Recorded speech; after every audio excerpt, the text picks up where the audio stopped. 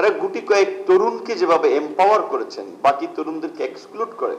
I am very sorry, যেটা আমি বলেছি যে আমি ডক্টর ইউনূস স্যারকে মিনিমাম 3 বার বলেছিলাম, শুধু এই গুটি কয়েক তরুণের লেন্স দিয়ে গোটা তরুণ সমাজকে আপনি দেখেন না।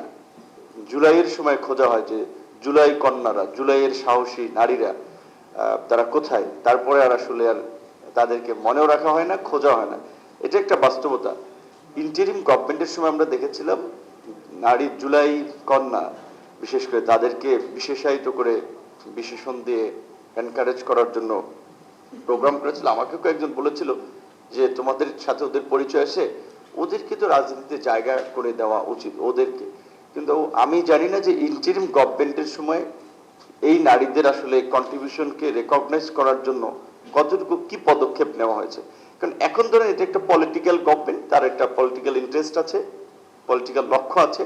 সেই জায়গা থেকে যদি মানে চরম সত্য কথা যদি ধরেও নেই যে সে সবাইকে ওন করবে না, ধরেন কথার কথা, কিন্তু ইন্টারিম গভর্নমেন্টের তো সবাইকে ওন করার একটা জায়গা ছিল, সেটা আমরা দেখি নাই, যেখানে আজকে তারা হয়তো আক্ষেপ নিয়ে বলেছে।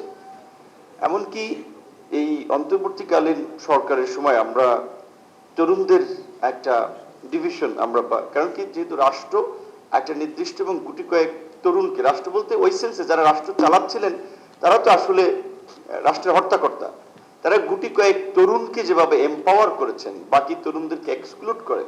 আই এম ভেরি সরি, যেটা আমি বলেছি যে আমি ডক্টর ইউনূস স্যারকে মিনিমাম 3 বার বলেছিলাম যে এই যে এত ছাত্ররা তরুণরা যে আন্দোলন করলো, আমি 18 সালে আন্দোলন করেছি, আমি জানি।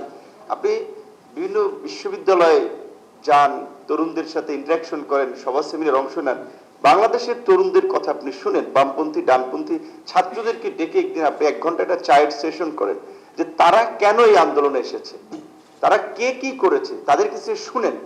শুধু এই গুটি কয়েক তরুণের লেন্স দিয়ে গোটা তরুণ সমাজকে আপনি দেখেন না। আমি কিন্তু তিনটা প্রোগ্রামে যখন যাওয়ার সুযোগ হয়েছে বলেছিলাম, কিন্তু খুবই কষ্টের কথা বলতে হচ্ছে এবং আমি আজীবন এটা বলবো, কারণ আমাদের একটা ঐতিহাসিক সুযোগ হাতছাড়া করছে, নষ্ট করেছে এই গুটি কয়েক লোক, এবং জাতির সাথে প্রতারণা করেছে। পরিষ্কারভাবে বলতে গেলে তারা একদিনও কিন্তু ডাকে নাই, তার ডেকেছেন ওই যে গুটি কয়েক তরুণ, যারা আবার পরে বলেছে যে আগে আমরা ডক্টর ইউনূসের সময় বেডরুম পর্যন্ত চলে যেতে পারতাম, এখন তো ওই মজাটা পাচ্ছে না। তো সেখানে এই যে বললাম যে আরমানের কথা একটা এক্সাম্পল, এরকম ছাত্র অধিকারের, ছাত্র ইউনিয়নের, ছাত্র ফ্রন্ট, আরো যারা ছিল ইসলামী ছাত্র আন্দোলনের শিবির ছিল, কিন্তু প্রকাশ্যে কেউ তখন বলে নাই যে আমি শিবির করি প্রকৃত অর্থে। বাট ছাত্র ইউনিয়ন যে করতো সে বলতো আমি ছাত্র ইউনিয়নের কর্মী ভাই। ইসলামী আন্দোলনের ছেলেরাও বলতো যে আমরা ইসলামী আন্দোলন করি। শিবির কেউ কিন্তু, আমি বলেছি যে আমার কাছে কেউ বলে যে আমি শিবির করি এবং আমি শিবির হিসেবে ভাই, দল হিসেবে, সংগঠন হিসেবে আপনাদের সাথে আছি, আন্দোলনের সমর্থন করছি।